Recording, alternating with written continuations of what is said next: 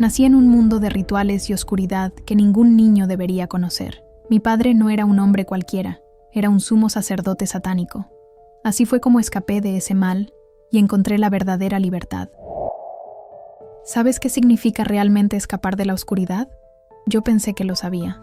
Pensé que la oscuridad era simplemente la ausencia de luz, como cuando apagas la lámpara de tu cuarto por las noches. Pero te voy a contar algo que aprendí con los años.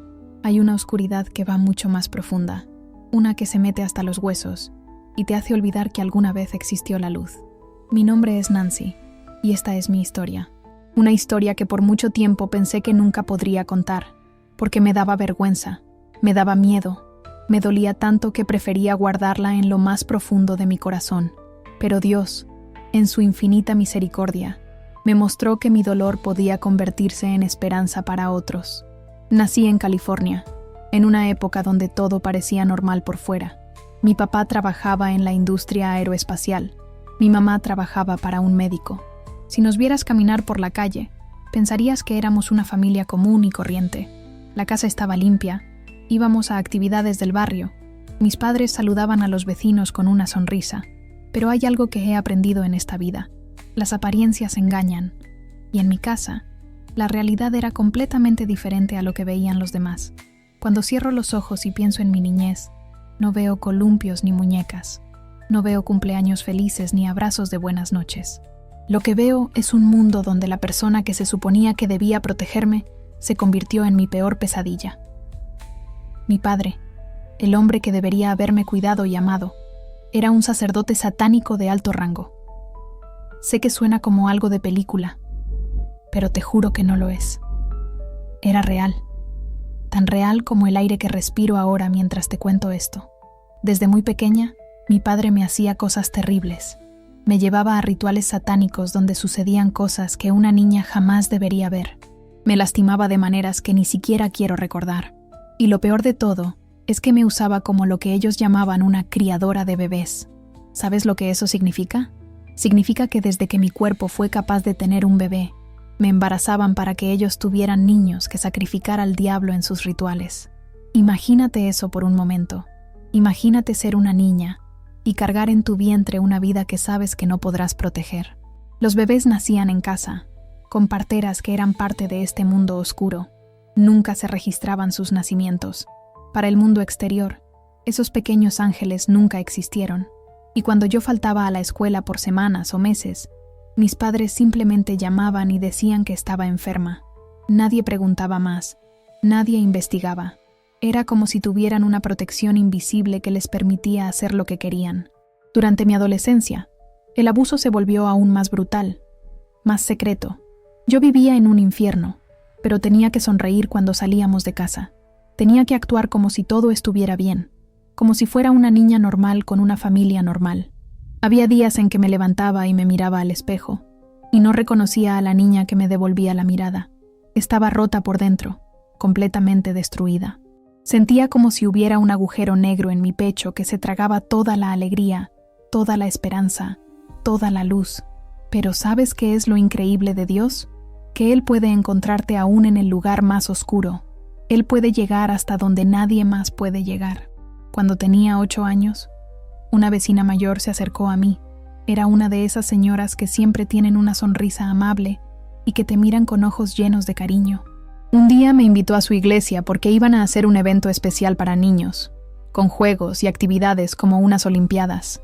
Mis padres me dejaron ir porque pensaron que era solo diversión para niños. Nunca imaginaron lo que iba a pasar ese día. Recuerdo todo como si fuera ayer. Estaba sentada en una silla pequeña, rodeada de otros niños que se reían y jugaban. El lugar olía a galletas, y había globos de colores por todas partes. Era tan diferente a todo lo que conocía en mi casa. De repente, una señora se acercó a nosotros y comenzó a hablarnos de alguien llamado Jesús. No era como las prédicas largas y aburridas que a veces había escuchado. Era suave, era tierna. Era como si me estuviera contando la historia más hermosa del mundo. Me habló de un hombre que amaba tanto a los niños que los cargaba en sus brazos y los bendecía. Me dijo que había alguien en el cielo que me conocía por mi nombre, que sabía cuántos cabellos tenía en mi cabeza, que me amaba más de lo que yo podía imaginar. Y en ese momento, algo pasó dentro de mi corazón. Era como si una lucecita se hubiera encendido en medio de toda esa oscuridad que llevaba cargando. No puedo explicarlo con palabras, pero supe, con una certeza que me sorprendió, que eso era verdad. Esa tarde, con 8 años, le pedí a Jesús que entrara en mi corazón. No entendía todo lo que significaba, pero sabía que lo necesitaba. Era como si mi alma hubiera estado gritando en silencio por años, y finalmente alguien la había escuchado. Cuando regresé a casa esa noche, por fuera todo seguía igual. Las mismas paredes, los mismos miedos, la misma oscuridad, pero por dentro algo había cambiado. Había una pequeña semilla de esperanza que había sido plantada, y aunque no lo sabía en ese momento, esa semilla iba a crecer hasta convertirse en mi salvación. Los años que siguieron no fueron fáciles. El abuso continuó. El dolor siguió siendo real. Las noches siguieron siendo largas y llenas de terror. Pero ahora tenía algo diferente. Tenía una oración susurrando en mi corazón. Una promesa de que no estaba completamente sola. A veces, cuando el dolor era demasiado fuerte, cerraba los ojos y recordaba esa tarde en la iglesia. Recordaba la voz suave de la señora hablándome del amor de Jesús. Y aunque no entendía por qué Dios permitía que me pasaran esas cosas terribles, algo dentro de mí se aferraba a la esperanza de que algún día las cosas iban a cambiar. Cumplí los 18 años llevando todo este peso en mis hombros. Ya no era una niña, pero me sentía como si mi infancia me hubiera sido robada. No sabía qué era el amor verdadero. No sabía qué era sentirse segura. No sabía qué era vivir sin miedo. Cuando por fin pude salir de esa casa, lo primero que hice fue casarme. No porque estuviera enamorada, sino porque pensé que era mi única salida. Me casé con el primer hombre que apareció en mi vida, creyendo que él me iba a rescatar de todo lo que había vivido. Pero la vida no es como las películas, ¿verdad? No basta con salir corriendo para que todo se arregle mágicamente. Ese primer año de matrimonio fue como tratar de construir una casa sobre arena.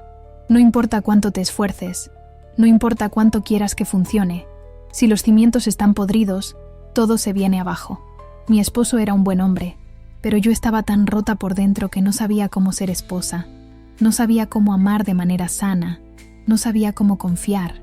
Cada vez que él me tocaba, aunque fuera con cariño, mi cuerpo se tensaba porque recordaba otros toques, otros momentos, otras manos que me habían lastimado. Por las noches, cuando él dormía a mi lado, yo me quedaba despierta mirando el techo, preguntándome si alguna vez iba a poder ser normal. Me preguntaba si las pesadillas iban a parar algún día, si iba a dejar de sobresaltarme cada vez que alguien se acercara por detrás, si iba a poder mirarme al espejo sin sentir asco de mí misma.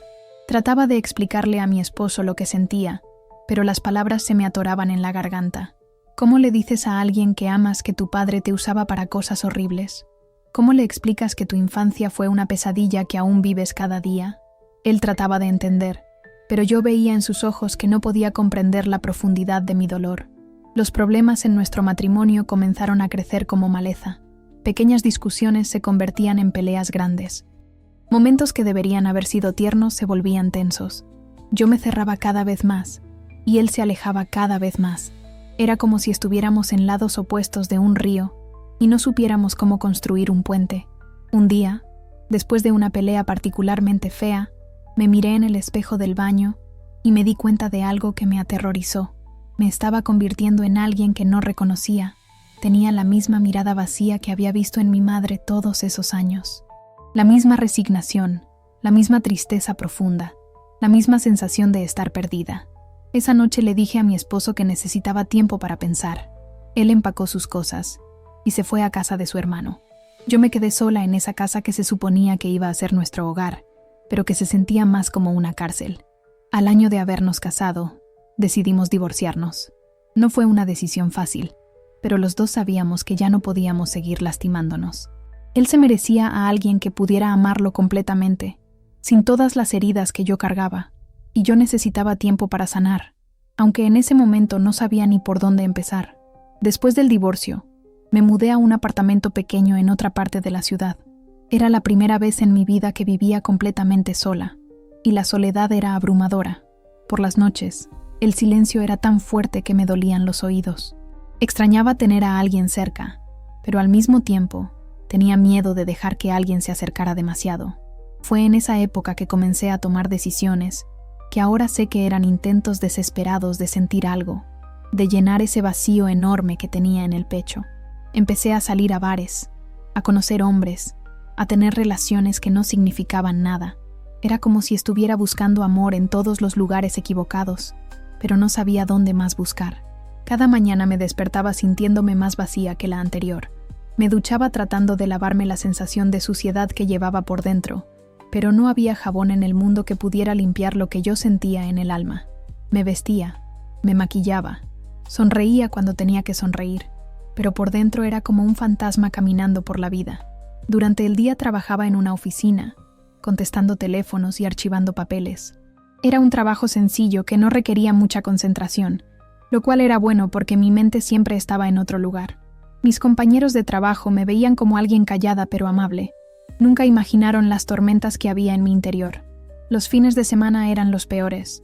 Sin el trabajo para distraerme, las horas se arrastraban como caracoles. A veces me quedaba en pijama todo el día, viendo televisión sin realmente prestar atención a lo que pasaba en la pantalla. Otras veces salía a caminar por las calles de la ciudad, mirando a las familias felices en los parques y preguntándome cómo se sentía ser normal. Había algo dentro de mí que gritaba pidiendo ayuda, pero no sabía cómo callarlo. Era como tener una herida abierta que nunca sanaba, que dolía con cada movimiento, con cada respiración. A veces me despertaba en medio de la noche empapada en sudor, con el corazón latiendo tan fuerte que pensaba que se me iba a salir del pecho. Los recuerdos de mi infancia aparecían en los momentos más inesperados. Podía estar comprando comida en el supermercado y de repente oler algo que me transportaba directamente a esos rituales horribles.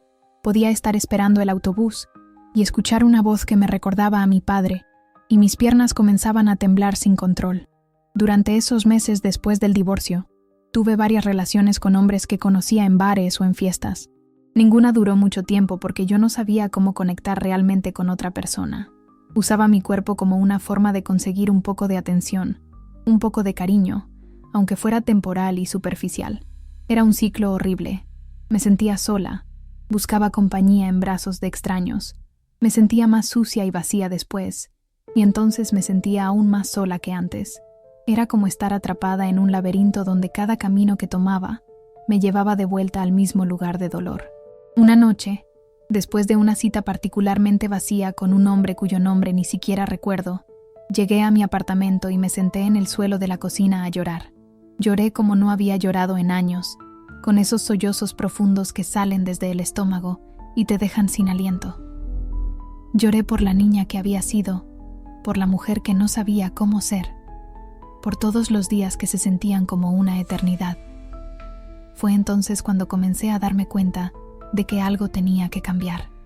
No podía seguir viviendo así, sintiendo como si estuviera muriendo por dentro un poco más cada día, pero no sabía qué hacer, no sabía a dónde ir, no sabía cómo empezar a sanar algo que estaba tan profundamente roto. A los 21 años, cuando pensé que ya había tocado fondo, algo pasó que me empujó aún más hacia abajo. Me di cuenta de que no me había llegado mi periodo en varias semanas. Al principio traté de convencerme de que era solo estrés, que era porque no estaba comiendo bien o porque no estaba durmiendo lo suficiente, pero en el fondo sabía la verdad. Compré una prueba de embarazo en la farmacia y la escondí en mi bolsa como si fuera algo vergonzoso. Esa noche, temblando, me encerré en el baño de mi apartamento y hice la prueba. 2 líneas rosadas. Embarazada. Me senté en el borde de la bañera y me quedé mirando esa pequeña ventana de plástico que acababa de cambiar mi vida para siempre. No sabía si reír o llorar, si gritar de alegría o de terror. Era una mezcla de emociones tan intensa que no sabía cómo procesarla. Por un lado, había una parte de mí que se emocionaba con la idea de tener un bebé. Tal vez esta era mi oportunidad de crear una familia de verdad, de amar a alguien de manera pura y simple. Tal vez este bebé podía ser la razón que necesitaba para enderezar mi vida, para convertirme en la persona que quería ser. Pero por otro lado, el miedo me paralizaba. ¿Cómo iba a cuidar de un bebé cuando ni siquiera sabía cómo cuidar de mí misma? ¿Qué clase de madre podía ser alguien que estaba tan rota, tan perdida, tan llena de oscuridad? ¿Y si le pasaba a mi hijo lo que me había pasado a mí? ¿Y si no era capaz de protegerlo? Los días que siguieron fueron un torbellino de emociones. A veces me sentaba y me ponía las manos en el vientre, hablándole a ese pequeño ser que estaba creciendo dentro de mí. Le decía que lo amaba, que iba a hacer todo lo posible por ser una buena mamá, que las cosas iban a ser diferentes para él. Pero otras veces me abrumaba el pánico. Pensaba en todo lo que no tenía. No tenía dinero suficiente, no tenía un esposo, no tenía una familia que me apoyara, no tenía ni siquiera una idea clara de cómo criar a un hijo. El padre del bebé era alguien con quien había tenido una relación muy breve, y cuando le conté sobre el embarazo, él dejó muy claro que no quería tener nada que ver con la situación. Me sentía más sola que nunca. Caminaba por las calles viendo a otras madres empujando cochecitos, y me preguntaba si algún día yo también podría ser así de feliz, así de segura. Veía a familias en los restaurantes y me imaginaba cómo sería tener a mi bebé sentado conmigo, riendo y balbuceando. Pero luego regresaba a mi apartamento vacío, y la realidad me golpeaba como una bofetada. No tenía un cuarto para el bebé, apenas podía pagar el alquiler de mi propio lugar, no tenía ahorros, no tenía seguro médico decente, no tenía nada de lo que se supone que necesitas para traer un hijo al mundo. Las semanas pasaron y mi barriga comenzó a crecer. Era algo tan extraño sentir esa vida moviéndose dentro de mí. A veces me quedaba despierta por las noches sintiendo esas pequeñas pataditas, y por un momento todo parecía posible. Sentía como si tuviera un propósito, como si finalmente hubiera algo bueno creciendo en mi vida. Pero el miedo siempre regresaba, el miedo de no ser suficiente, de repetir los errores de mis padres, de no poder darle a mi hijo la vida que se merecía. Era como si hubiera dos voces en mi cabeza, una que me decía que podía hacer esto, que el amor era suficiente, y otra que me recordaba constantemente todo lo que había salido mal en mi propia infancia. Fue entonces cuando una amiga me sugirió algo que cambiaría el curso de mi vida para siempre. Me dijo que conocía a alguien que podía ayudarme, que había una solución a mi problema. Al principio no entendí de qué hablaba, pero luego se lo explicó claramente. Podía terminar con el embarazo. La palabra aborto sonaba tan fría, tan final, pero mi amiga me explicó que era algo que muchas mujeres hacían, que era seguro, que era legal, que nadie tenía por qué saberlo. Me dijo que yo era muy joven, que tenía toda la vida por delante, que podía tener hijos más adelante cuando estuviera más preparada. Esa noche no pude dormir. Me quedé despierta toda la noche con las manos en mi vientre, sintiendo a mi bebé moverse. Era como si él supiera que algo estaba pasando, como si me estuviera pidiendo que lo protegiera, pero yo me sentía tan perdida, tan asustada, tan completamente abrumada. Durante los días que siguieron, esa conversación se quedó dando vueltas en mi mente. Comencé a pensar en todas las razones por las que tal vez mi amiga tenía razón. No tenía dinero, no tenía apoyo, no tenía idea de cómo ser madre. ¿Era justo traer un niño al mundo en esas circunstancias? ¿Era justo para él tener una madre que estaba tan rota? La presión era como una olla a punto de explotar.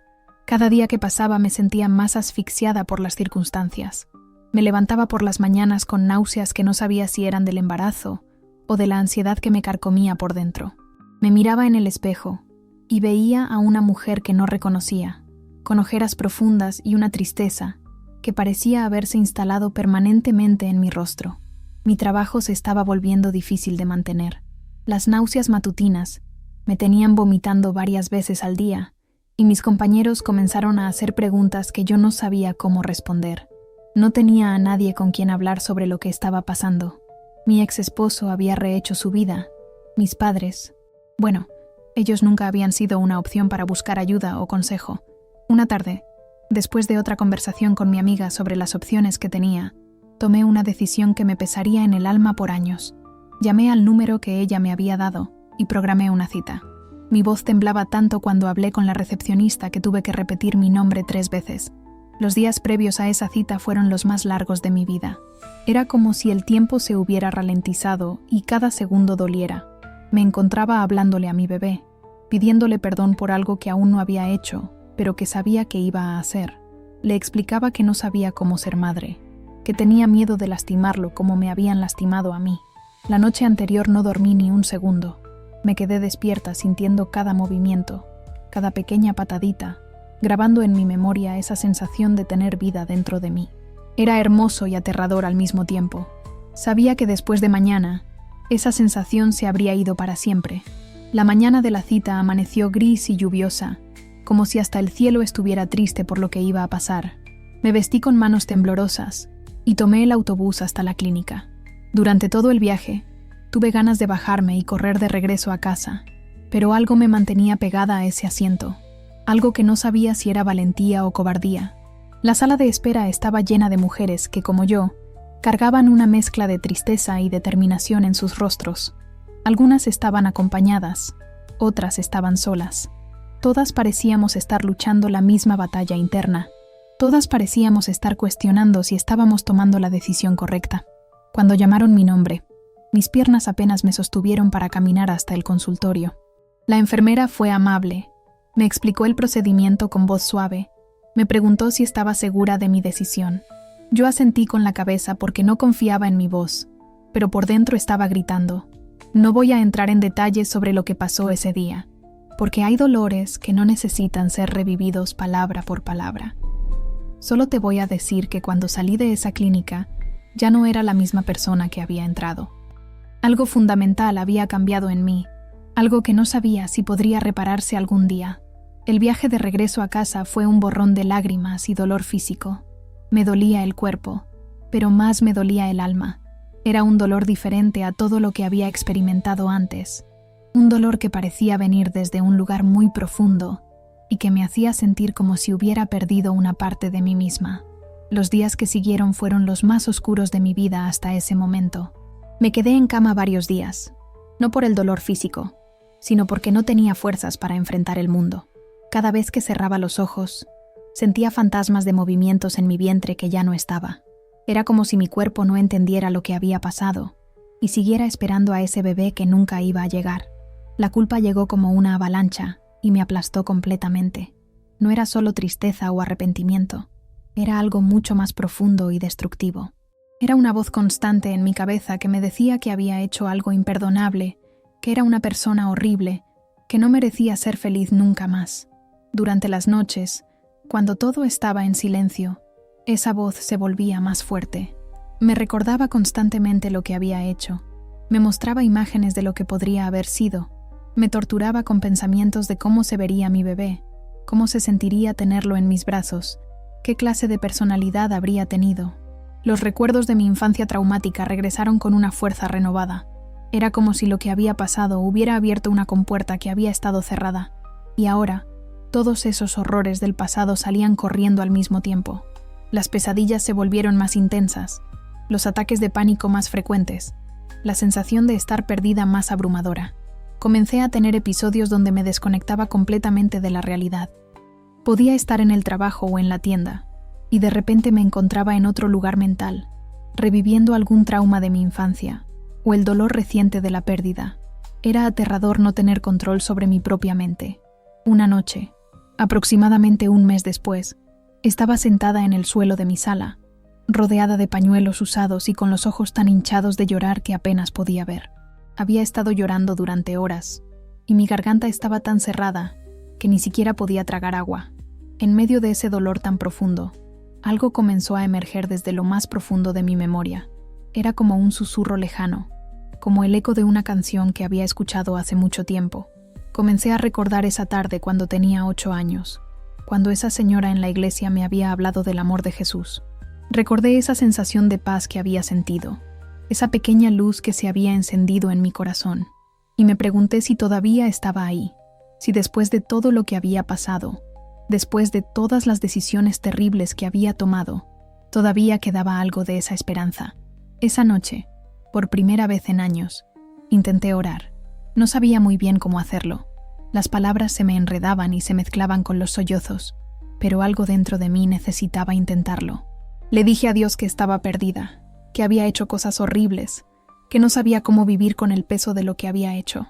No esperaba ningún tipo de respuesta dramática, ninguna voz del cielo o aparición sobrenatural, pero sí sentí algo sutil, algo suave, como si alguien hubiera puesto una manta invisible sobre mis hombros. No era que el dolor hubiera desaparecido, pero había algo más ahí, algo que me decía que no estaba completamente sola. Al día siguiente, con los ojos todavía rojos e hinchados, comencé a buscar iglesias en mi área. No sabía exactamente qué estaba buscando, pero sabía que necesitaba estar en un lugar donde pudiera hablar con Dios, donde pudiera tratar de entender si todavía había esperanza para alguien como yo. Encontré una iglesia pequeña a unas cuadras de mi apartamento. Era un edificio modesto, con ladrillos rojos y un pequeño jardín al frente. Pasé varios días caminando por la acera de enfrente, tratando de reunir el valor para entrar. Me preguntaba si la gente me miraría raro, si de alguna manera podrían ver en mi cara todo lo que había hecho. Un domingo por la mañana, finalmente crucé la calle y empujé la puerta de madera. El interior era cálido y acogedor, con bancos de madera brillante y vitrales que llenaban el espacio de colores suaves. Había unas 30 personas, la mayoría mayores, y todos me sonrieron cuando entré.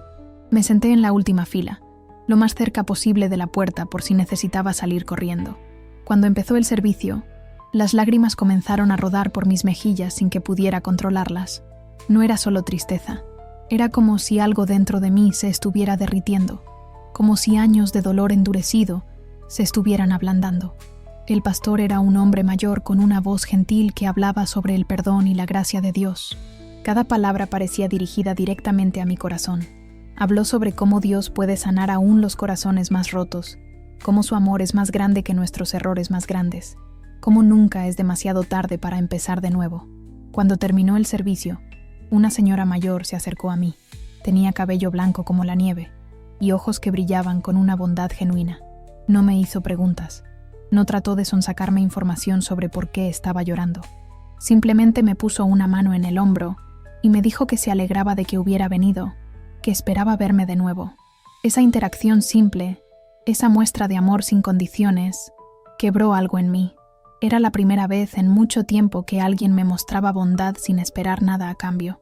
Era la primera vez que me sentía bienvenida en algún lugar sin tener que pretender ser alguien que no era. Comencé a ir a esa iglesia todos los domingos. Al principio seguía sentándome en la última fila, escuchando las prédicas pero sin participar mucho en las actividades.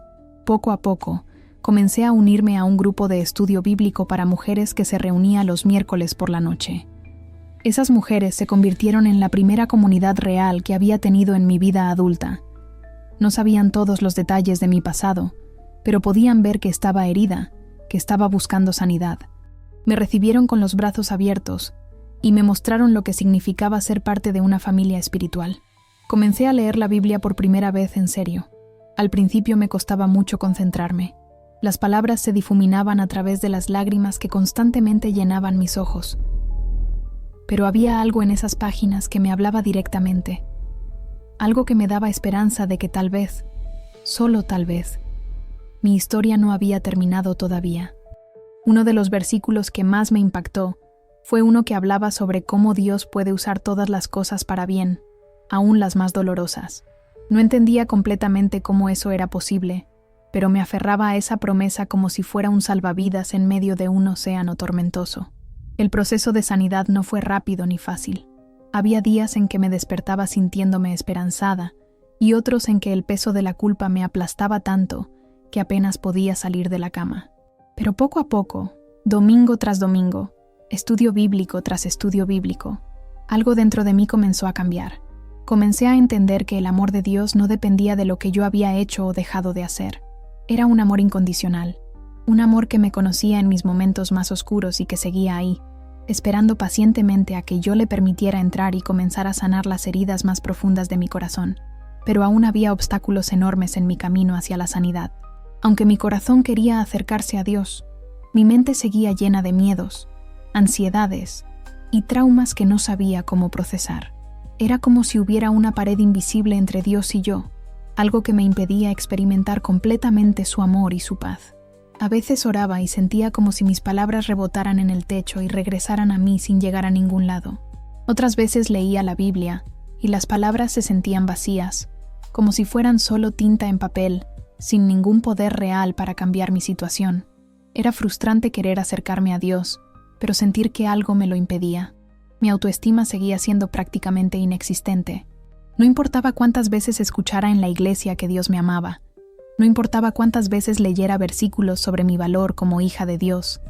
Había una voz constante en mi cabeza que me decía que era sucia, que estaba dañada sin reparación, que no merecía el amor de nadie, mucho menos el de Dios. Los ataques de pánico continuaron, especialmente cuando estaba en multitudes o cuando alguien me tocaba inesperadamente. Había desarrollado una hipervigilancia constante, siempre mirando por encima del hombro, siempre esperando que algo malo fuera a pasar. Vivir así era agotador, pero no sabía cómo relajarme o confiar en que estaba segura. Las pesadillas también persistían.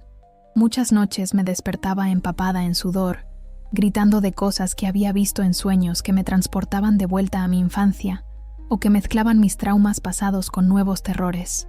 Tenía miedo de dormir, pero también estaba tan cansada que no podía mantenerme despierta. Era en esos momentos de mayor desesperación que más claramente entendía que necesitaba ayuda profesional, ayuda que iba más allá de lo que la iglesia podía ofrecerme. Sabía que Dios podía sanar. Creía eso con todo mi corazón, pero también comenzaba a entender que a veces Dios usa doctores, consejeros y terapeutas como instrumentos de su sanidad. Buscar ayuda profesional se sentía como admitir una derrota, como reconocer que no era lo suficientemente fuerte para sanar sola. Había crecido creyendo que pedir ayuda era una señal de debilidad, que los problemas se resolvían en privado, que mostrar vulnerabilidad era peligroso. Pero el dolor se había vuelto tan intenso que ya no me importaba cómo me viera por buscar ayuda. Mi pastor me recomendó a una consejera cristiana que trabajaba con víctimas de trauma. Su nombre era Doctora Sara, y cuando la llamé por primera vez, mi voz temblaba tanto que apenas pude explicarle por qué necesitaba verla. Ella fue muy paciente conmigo. Me habló con una voz suave y me aseguró que todo lo que habláramos sería completamente confidencial. La primera cita fue el martes siguiente. Su oficina estaba en un edificio pequeño cerca del centro de la ciudad, y cuando entré, me sorprendió lo cálido y acogedor que se sentía el espacio. Había plantas en las ventanas, libros en estantes de madera y una silla muy cómoda donde me invitó a sentarme. Doctora Sara era una mujer de mediana edad con cabello castaño y ojos que transmitían una bondad profunda. Tenía esa manera de mirar que me hacía sentir que realmente me veía, no solo mi apariencia exterior, sino algo más profundo. Desde el primer momento me sentí segura con ella, aunque no sabía muy bien por qué. Me preguntó qué me había traído a terapia, y por primera vez en mi vida adulta, comencé a contar mi historia completa. No fue fácil. Había partes de mi infancia que nunca había puesto en palabras, experiencias que había enterrado tan profundamente que sacarlas a la luz me hacía sentir como si estuviera vomitando veneno. Cuando le conté sobre los rituales satánicos, sobre el abuso, sobre ser usada como criadora de bebés, vi algo en sus ojos que nunca había visto antes cuando contaba mi historia. No había shock, no había incredulidad, no había juicio, había tristeza. Sí, pero también una comprensión profesional que me hizo entender que ella había trabajado con otros casos similares.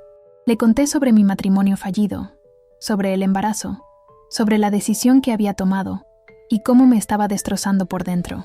Le expliqué sobre las pesadillas, los ataques de pánico, la sensación constante de estar desconectada de la realidad.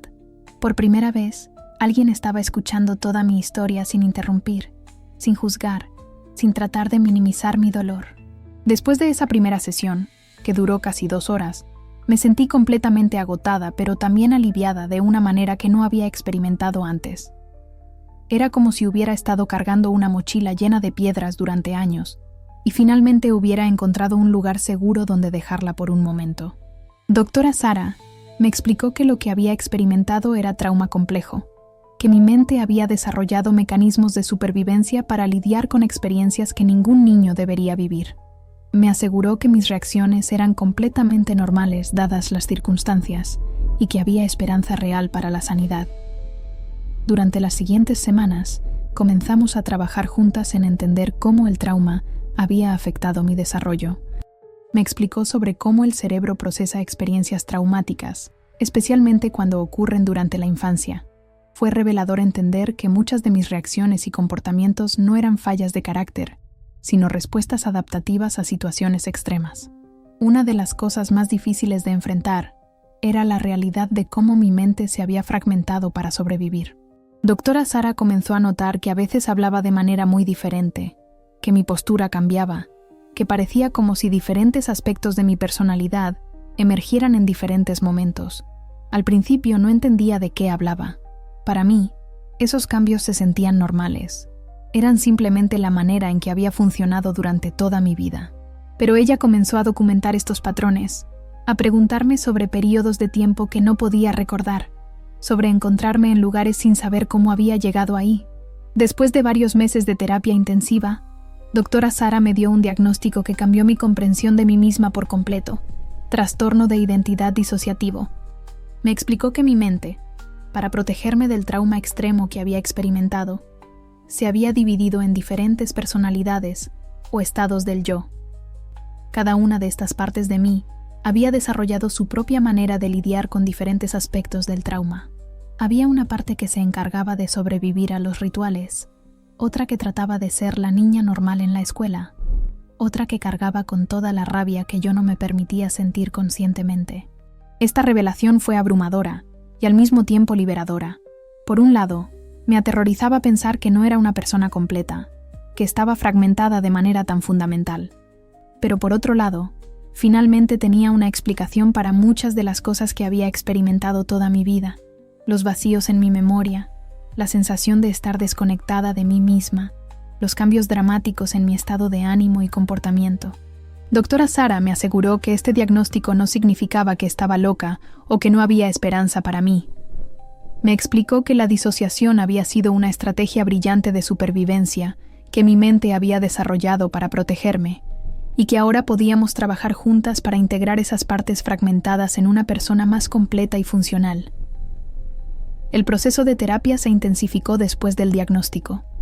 Comenzamos a trabajar en identificar las diferentes partes de mi personalidad, en entender qué función había cumplido cada una, y en ayudarlas a comunicarse entre sí de manera más saludable.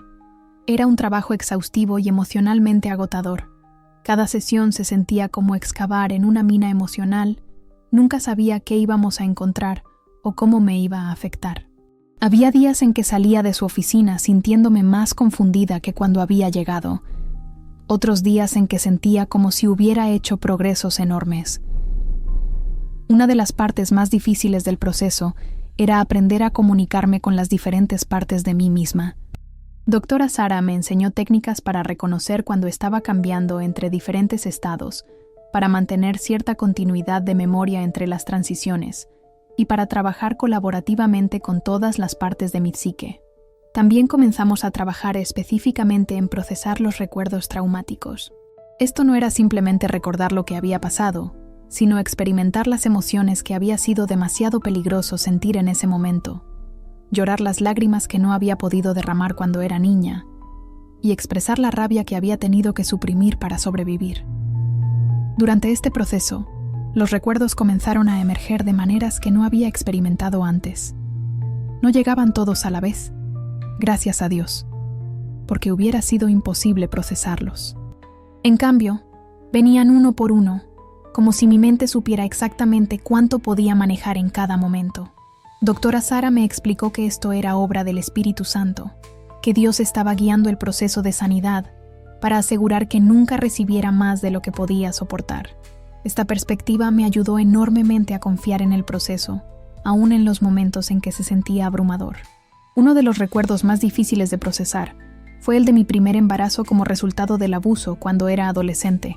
Había bloqueado completamente la experiencia del parto, pero en terapia comenzó a emerger la memoria de sostener a ese bebé por unos minutos antes de que me lo quitaran. La conexión que había sentido con esa pequeña vida, aún sabiendo cuál sería su destino, era algo que había enterrado tan profundamente que había olvidado que existía. Recordar ese momento de amor puro en medio de tanta oscuridad fue devastador y sanador al mismo tiempo. Lloré durante horas después de esa sesión, pero no eran solo lágrimas de tristeza, eran lágrimas de duelo. Sí, pero también de una extraña gratitud por haber podido experimentar ese momento de conexión maternal, aún en las circunstancias más horribles. A medida que más recuerdos emergían, comencé a entender mejor por qué había tomado la decisión que había tomado durante mi embarazo a los 21 años. No era solo miedo o falta de recursos, era el terror profundo de que la historia se repitiera, de que no podría proteger a mi hijo de lo que yo había experimentado. Doctora Sara me ayudó a entender que esa decisión había venido de un lugar de trauma no procesado, de un sistema de creencias distorsionado por años de abuso. No estaba excusando la decisión, pero me estaba ayudando a entender el contexto en el que se había tomado, lo cual era esencial para poder perdonarme a mí misma. El trabajo de perdón fue quizás el más desafiante de todo el proceso terapéutico. No era solo perdonar a otros, aunque eso también era parte de ello, sino aprender a perdonarme a mí misma por decisiones que había tomado desde un lugar de dolor y confusión. Doctora Sara me enseñó que el perdón no significaba minimizar el daño que se había hecho o pretender que no había consecuencias. Significaba elegir soltar el veneno del resentimiento que me estaba matando lentamente desde adentro. Significaba reconocer mi humanidad y la humanidad de otros, aún en nuestros momentos más oscuros. Durante este proceso, mi relación con Dios comenzó a cambiar profundamente. Al principio, había estado buscando a Dios, principalmente como una fuente de consuelo, como un refugio del dolor. Pero a medida que avanzaba en terapia, comencé a experimentarlo más como un socio en el proceso de sanidad, como alguien que estaba trabajando activamente para restaurar lo que había sido quebrado en mí. Las sesiones de terapia se volvieron una especie de lugar sagrado donde Dios, doctora Sara y yo trabajábamos juntos para desenredar años de trauma y reconstruir una base sólida para mi vida. No era trabajo fácil, pero era trabajo santo, trabajo que estaba transformando no solo mi mente, sino también mi alma. Después de aproximadamente 1 año en terapia, algo significativo comenzó a cambiar. Los diferentes aspectos de mi personalidad comenzaron a comunicarse mejor entre sí. Los vacíos en mi memoria se volvieron menos frecuentes. Los ataques de pánico, aunque no desaparecieron completamente, se volvieron más manejables. Pero más importante que todos estos cambios sintomáticos, era un cambio más profundo en cómo me veía a mí misma. Por primera vez en mi vida, comencé a entender que no era fundamentalmente defectuosa o mala. Era una persona que había sobrevivido experiencias extraordinariamente difíciles y que había desarrollado estrategias de supervivencia increíblemente sofisticadas. Este cambio en perspectiva no ocurrió de la noche a la mañana. Había días en que me sentía esperanzada y empoderada, y otros en que caía de vuelta en patrones antiguos de autocompasión y autodesprecio. Pero gradualmente, los días buenos comenzaron a superar a los días malos. Una de las herramientas más poderosas que doctora Sara me enseñó fue la oración contemplativa. Me mostró cómo usar periodos de silencio y reflexión para conectarme más profundamente con Dios, no solo con palabras, sino con mi corazón y mi espíritu. Durante estos tiempos de oración, comencé a experimentar a Dios de maneras que nunca había imaginado posibles. No eran experiencias dramáticas o sobrenaturales, sino encuentros sutiles pero profundos, donde sentía su amor lavando sobre las partes más heridas de mi alma. A veces, durante la oración, sentía como si Jesús estuviera literalmente sentado conmigo, sosteniendo a la niña pequeña que había sido durante esos años terribles. Podía imaginar sus brazos rodeándome cuando nadie más lo había hecho, su voz susurrándome palabras de amor y protección que nunca había escuchado cuando las necesitaba. Estas experiencias en oración se volvieron fundamentales para mi sanidad. No reemplazaron la terapia, pero la complementaron de maneras hermosas. Era como si doctora Sara estuviera ayudándome a limpiar y vendar las heridas, mientras que Dios estaba sanándolas desde adentro hacia afuera. Mi iglesia también se volvió más importante durante este tiempo. El grupo de mujeres que me había acogido al principio se convirtió en una red de apoyo invaluable. Aunque nunca compartí todos los detalles de mi historia con ellas, podían ver que estaba en un proceso de sanidad y me rodearon con amor y oración de maneras que me sostuvieron durante los momentos más difíciles. Una de estas mujeres, una señora llamada Ruth, que tenía unos 60 años, se convirtió en una especie de madre espiritual para mí. Había algo en su manera gentil, pero firme de amar, que me ayudó a entender cómo se suponía que se sintiera el amor maternal saludable. Ruth tenía una manera de escuchar que me hacía sentir completamente aceptada, sin importar lo que le contara. No trataba de arreglarme o de darme consejos a menos que se los pidiera. Simplemente estaba presente conmigo en mi dolor, y esa presencia era más sanadora que cualquier palabra que pudiera haber dicho. Después de 1 año y medio en terapia, doctora Sara y yo comenzamos a hablar sobre la posibilidad de que estuviera lista para un paso más grande en mi proceso de sanidad.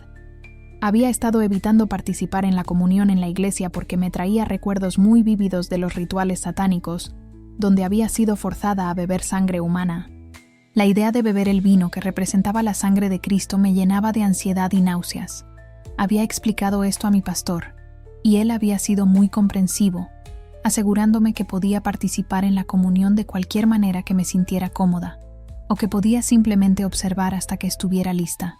Pero ahora, después de todo el trabajo que había hecho en terapia, comencé a sentir un tirón en mi corazón hacia participar completamente en este sacramento. Era como si Dios me estuviera invitando gentilmente a tomar este paso, pero sin presión, respetando completamente mi proceso y mi tiempo. Hablé sobre esto extensamente con doctora Sara. Exploramos todos mis miedos y ansiedades relacionados con la comunión y trabajamos en estrategias para manejar cualquier reacción traumática que pudiera surgir. También oramos juntas sobre ello, pidiendo la guía de Dios sobre si era el momento correcto. Decidimos que cuando me sintiera lista, lo intentaría, pero con la seguridad de que Ruth estaría sentada a mi lado y que podía levantarme y salir en cualquier momento si me sentía abrumada. Esa red de seguridad me dio el valor que necesitaba para considerar seriamente dar este paso. Un domingo por la mañana, era el día de San Valentín, y había algo especial en el aire de la iglesia. No sabía qué era, pero sentía como si Dios me estuviera preparando para algo importante. Durante todo el servicio, mi corazón latía más rápido de lo normal, y tenía esa sensación que tienes cuando sabes que algo significativo está a punto de suceder. Cuando el pastor anunció que era tiempo de comunión, sentí una mezcla de terror y anticipación que me recorrió todo el cuerpo. Ruth me tomó de la mano y me susurró que podíamos quedarnos sentadas si no me sentía lista. Pero había algo dentro de mí, una voz suave pero firme, que me decía que había llegado el momento. Los sugieres comenzaron a preparar los elementos, y yo podía ver el pan y las copas pequeñas de jugo de uva desde donde estaba sentada. Mi mente inmediatamente comenzó a hacer conexiones con esas memorias terribles de mi infancia, y por un momento pensé que no iba a poder hacerlo. Mis manos comenzaron a temblar y mi respiración se volvió superficial. Pero entonces algo extraordinario sucedió. En medio de mi ansiedad, escuché una voz. No era audible para nadie más, pero para mí era tan clara, como si alguien estuviera susurrando directamente en mi oído. La voz era suave, llena de amor, y completamente diferente a cualquier otra voz que hubiera escuchado en mi vida. La voz me dijo: si bebes de mi sangre y comes de mi cuerpo, te sanaré de todo lo que el enemigo te ha hecho. Las lágrimas comenzaron a rodar por mis mejillas, pero esta vez no eran lágrimas de miedo o tristeza. Eran lágrimas de reconocimiento, de esperanza, de una fe que estaba creciendo dentro de mí como una llama pequeña pero firme. Sabía, sin ninguna duda, que esa era la voz de Jesús hablándome directamente. Cuando llegó el momento de pasar los elementos, mi fila fue una de las primeras en ser servida. Ruth me apretó la mano una vez más y me preguntó con los ojos si estaba segura. Yo asentí, aunque mis manos todavía temblaban cuando tomé el pequeño pedazo de pan. Sostuve el pan en mis manos por un momento, mirándolo y recordando las palabras que acababa de escuchar. Este es mi cuerpo, que por vosotros es partido, había dicho el pastor. Era el cuerpo de alguien que había elegido sufrir para que yo no tuviera que sufrir más. Era el cuerpo de alguien que entendía el dolor porque él mismo lo había experimentado. Cuando me llevé el pan a la boca, fue como si cada fibra de mi ser se relajara por primera vez en años. Era solo pan, pero también era mucho más que eso. Era una promesa tangible del amor de Dios. Era una conexión física con el sacrificio que había hecho posible mi libertad. Luego llegó el momento que más me aterrorizaba: la copa. Cuando el ujier me la extendió, mis manos temblaron tanto que casi la dejo caer. El líquido rojo me transportó inmediatamente a esas memorias horribles de mi infancia, y por un momento sentí como si estuviera de vuelta en esos rituales terribles. Pero entonces recordé las palabras que había escuchado. Si bebes de mi sangre, te sanaré de todo lo que el enemigo te ha hecho. Con una fe que no sabía que tenía, llevé la copa a mis labios. Lo que pasó a continuación fue la experiencia más extraordinaria de mi vida. En el momento en que el jugo tocó mis labios, fue como si una corriente eléctrica de amor puro recorriera todo mi cuerpo. No era una sensación física normal, era algo completamente sobrenatural, algo que venía directamente del trono de Dios. Sentí como si años de dolor, trauma y fragmentación se estuvieran derritiendo instantáneamente. Era como si todas las partes rotas de mi alma se estuvieran reuniendo, fusionándose, volviéndose completas. Por primera vez en mi vida, me sentí como una persona entera, unificada, completa. Las memorias traumáticas que habían dominado mi mente durante tantos años perdieron su poder sobre mí en ese instante. No desaparecieron completamente, pero ya no me controlaban. Era como si Jesús hubiera tomado todo ese veneno que había estado corriendo por mis venas y lo hubiera transformado en algo limpio y puro. No pude contener las lágrimas. Lloré con una intensidad que asustó a Ruth por un momento, pero cuando me miró a los ojos, pudo ver que no eran lágrimas de dolor, sino de una alegría tan profunda que no sabía cómo expresarla. Era como si me hubiera estado ahogando durante años y finalmente hubiera llegado a la superficie para respirar aire puro. Después del servicio, me quedé sentada en la banca por mucho tiempo, simplemente absorbiendo lo que había pasado. La gente se acercaba para preguntarme si estaba bien, y todo lo que podía decir era: Dios me sanó completamente. No tenía palabras para explicar la magnitud de lo que había experimentado. En las semanas que siguieron, el cambio en mí era evidente para todos los que me conocían. Doctora Sara estaba asombrada cuando le conté lo que había pasado. Desde una perspectiva profesional, había esperado que mi integración fuera un proceso gradual que tomaría años. Pero Dios había hecho en un momento lo que la terapia había estado trabajando hacia conseguir durante tanto tiempo. No es que ya no necesitara terapia, o que todos mis problemas hubieran desaparecido mágicamente. Pero la fragmentación fundamental de mi personalidad había sido sanada. Ya no me desconectaba de la realidad de la misma manera. Ya no tenía esos vacíos de memoria. Ya no sentía como si fuera varias personas diferentes luchando por el control. Los ataques de pánico se volvieron mucho menos frecuentes y mucho más manejables. Las pesadillas no desaparecieron inmediatamente, pero perdieron su intensidad aterrorizante. Era como si Jesús hubiera puesto un filtro protector alrededor de mi mente, que no permitía que los recuerdos traumáticos me abrumaran como antes. Pero quizás el cambio más significativo era en cómo me veía a mí misma.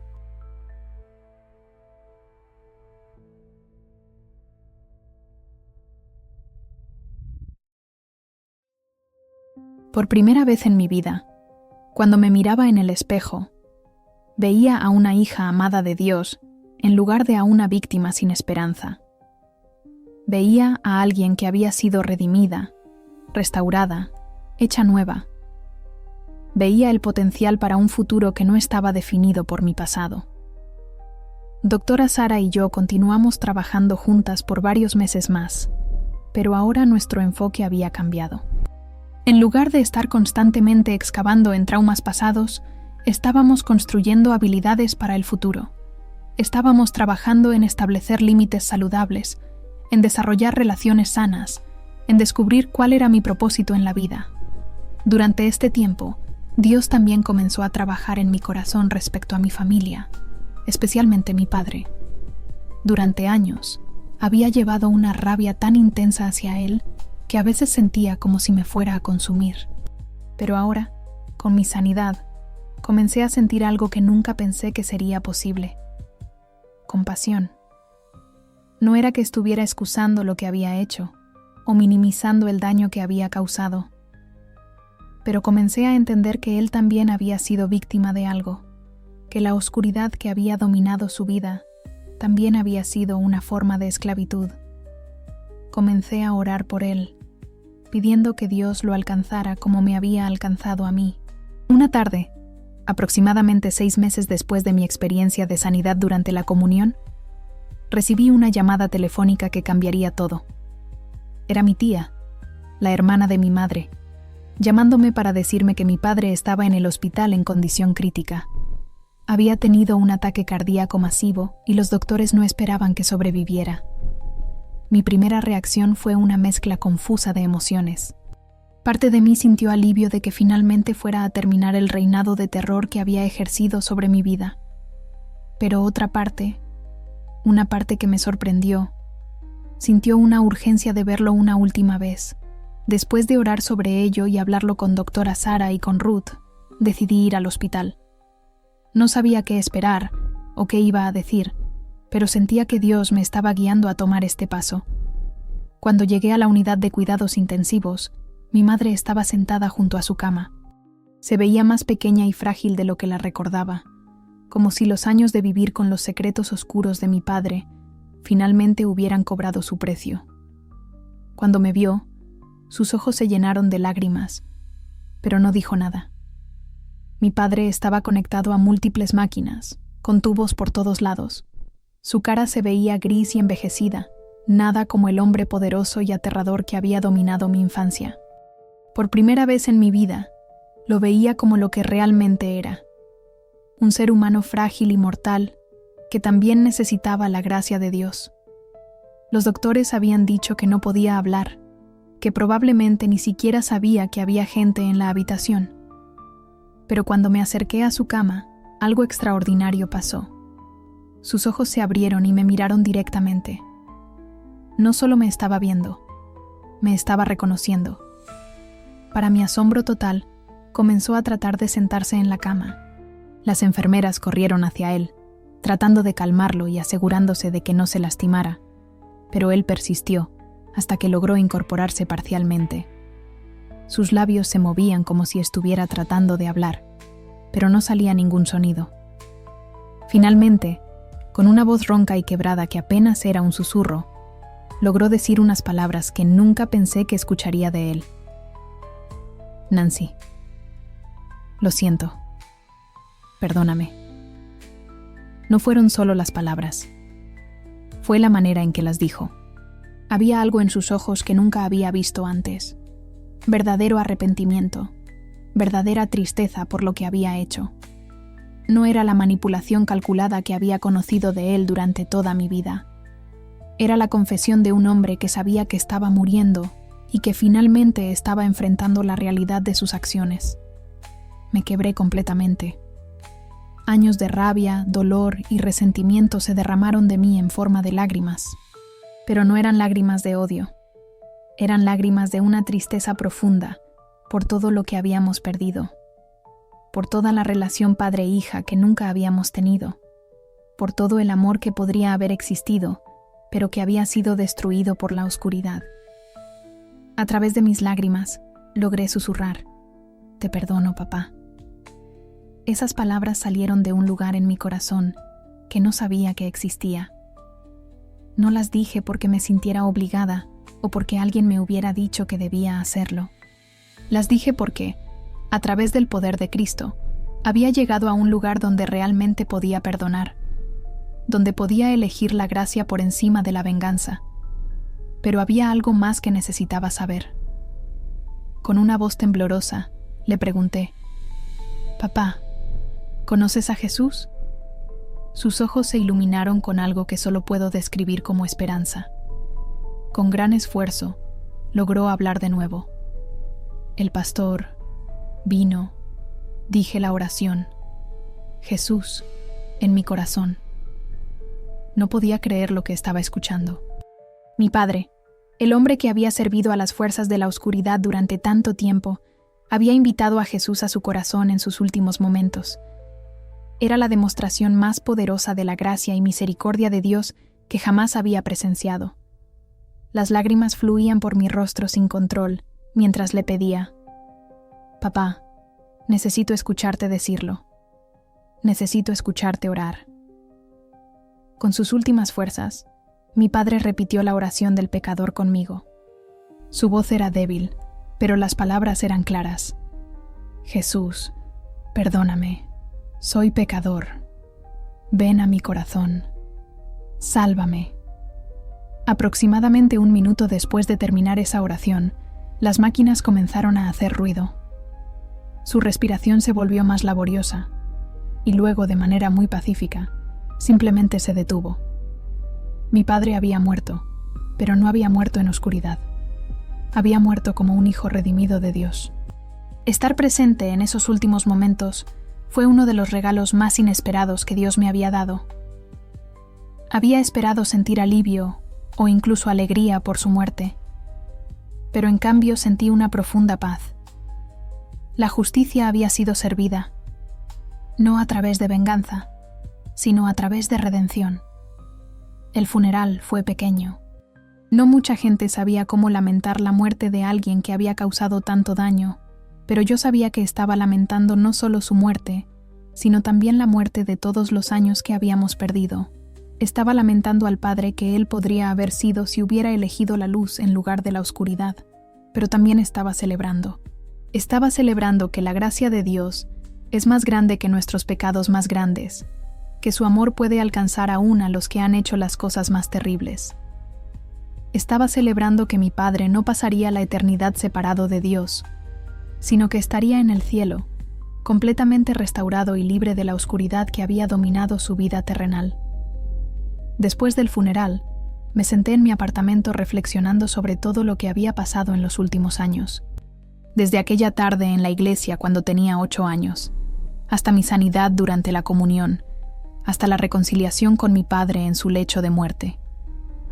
Era una historia de redención tan completa que a veces me costaba creer que era mi propia vida. Comencé a entender que todo lo que había pasado, aún las partes más dolorosas, había sido parte de un plan mayor. Dios no había causado mi trauma, pero había estado trabajando todo el tiempo para traer sanidad y redención de ello. Había tomado lo que el enemigo había intentado usar para destruirme y lo había transformado en una historia de su poder y gracia. Por primera vez en mi vida, comencé a vislumbrar la posibilidad de que mi historia pudiera ser usada para ayudar a otros. Tal vez había sobrevivido todo eso no solo para mi propia sanidad, sino para poder ser un testimonio vivo de que no existe oscuridad tan profunda que la luz de Cristo no pueda penetrarla. Esta realización me llenó de un propósito que nunca había sentido antes. No sabía exactamente cómo se vería, pero sabía que Dios tenía planes para usar mi vida de maneras que nunca había imaginado. Ya no era solo una sobreviviente, era una vencedora, y mi victoria podía ser una fuente de esperanza para otros que aún estaban luchando en la oscuridad. Los meses que siguieron fueron de reconstrucción y descubrimiento. Comencé a explorar qué significaba vivir como una mujer libre, no definida por mi pasado, sino empoderada por mi futuro. Era emocionante y aterrador al mismo tiempo, como aprender a caminar después de haber estado paralizada por años. Doctora Sara y yo comenzamos a espaciar nuestras sesiones, de semanales a mensuales y luego a trimestrales.